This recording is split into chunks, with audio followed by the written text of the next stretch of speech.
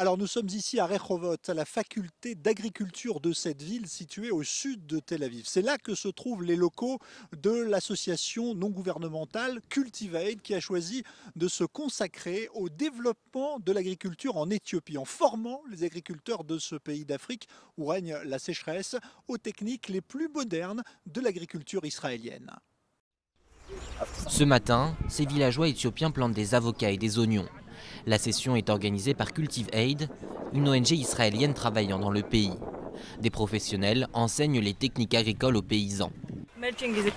Nous leur apprenons le paillage, c'est le fait de couvrir les sols, ce qui permet de réduire les écarts de température de la terre.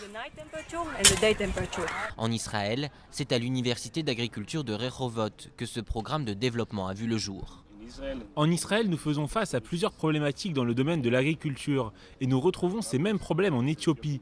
Donc nous leur apportons des solutions qui existent en Israël et que les fermiers éthiopiens peuvent reproduire chez eux.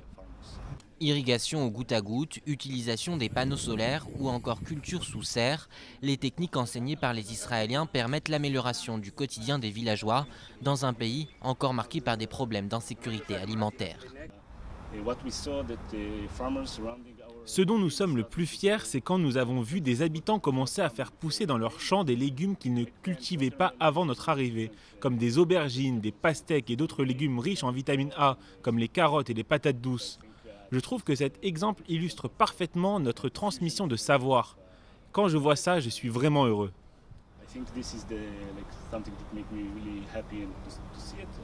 CultiveAid invite aussi les agriculteurs éthiopiens en Israël, leur permettant de découvrir le pays et de se familiariser avec les savoir-faire les plus récents.